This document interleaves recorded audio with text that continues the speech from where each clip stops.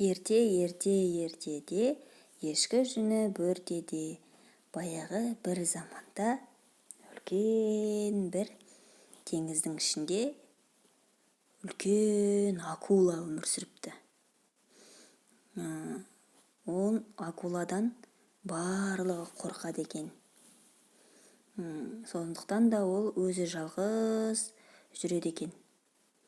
Сосын бір күні әбден өзі жалғыз жүргеннен жалығып, бір судың астына ақырын батып, жылап тұрыпты.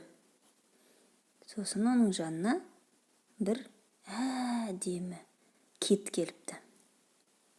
Сосын сұрапты: акула, сен неге жылап тұрсың депті.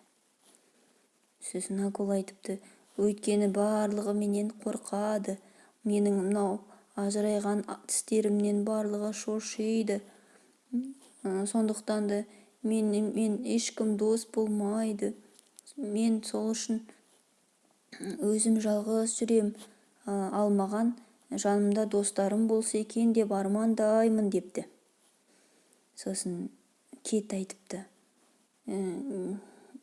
онда шекті, осыдан былай екеуміз дос болайық депті.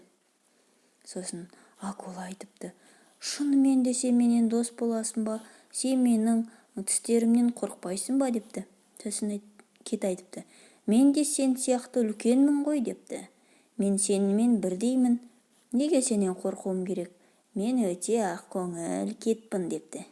Сосын кит айтыпты акулаға: сенің атың кім, айтшы депті. Менің атым Бин депті. Сосын: қандай жақсы ат.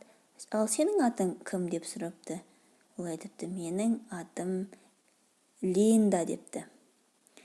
Содан былай Бин мен Линда екеуі дос болыпты. Сондықтан Линда Бинға айтыпты: сен егер өзіңе көп достар жинаған кезде, сен көп аузыңды аша берме. Аңырайған тістеріңді көрсете берме. Сонда сенен басқа балықтар қорқпайтын болады, қашпайтын болады депті. Сосын Бин бір уақытта тағы да жылапты. Не болды соған деп айтыпты Линда. Ол айтыпты: мен сонда қандай тамақ жеймін? Мына жерде мен жейтін балықтардан басқа тамақ жоқ қой депті.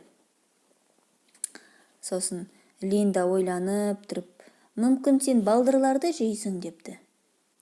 Қандай балдырлар депті акула. Мен балдырларды жей алмаймын депті. Сосын Линда ойланып тұрыпты да: мен бір судың астына батып кеткен бір кемені білем. Ол кеменің ішінде бір үлкен қорап бар депті. Ол қораптың ішінде неше түрлі тамақ бар депті. Мен сені сол жерге апарайын депті. Сөйтіп, ол Бинді сол жерге апарыпты.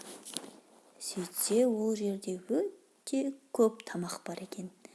Содан ол қарнын тойдырып, басқа балықтарға тиіспейтін болыпты.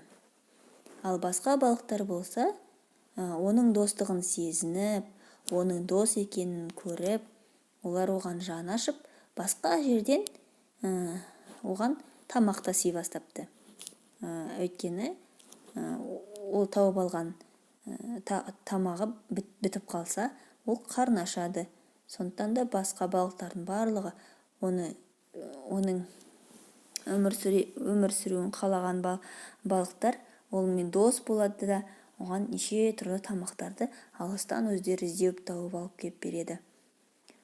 Осыдан былай Бин Линданың көмегімен көп достар жинапты. Осыдан былай ол кішкентай балықтарға тиіспепті, дос болыпты.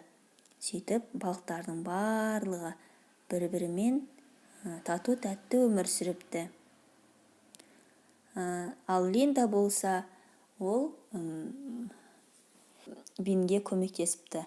Ол теңіздің төбесінде жүрген үлкен кемелерге неше түрлі өнерін көрсетіп, ол өнерін көрген адамдар оған неше түрлі тамақтар тастапты. Сөйтіп ол тамақты акулаға алып келіп береді екен.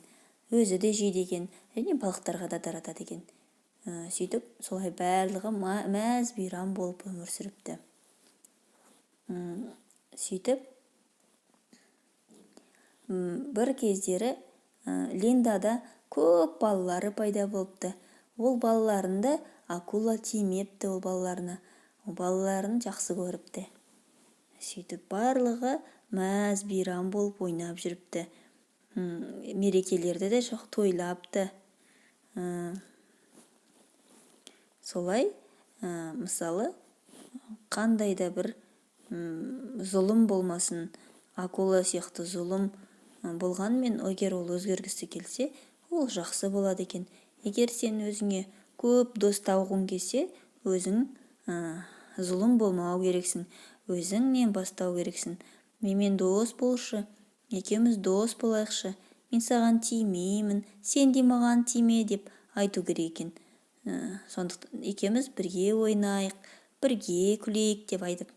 Сол кезде басқа да кішкентай балықтар бірге ойнайды екен. Сөйтіп, осындай теңіздің түбінде керемет бір балықтар әлемінде осындай оқиға болыпты. Ертегінің соңы.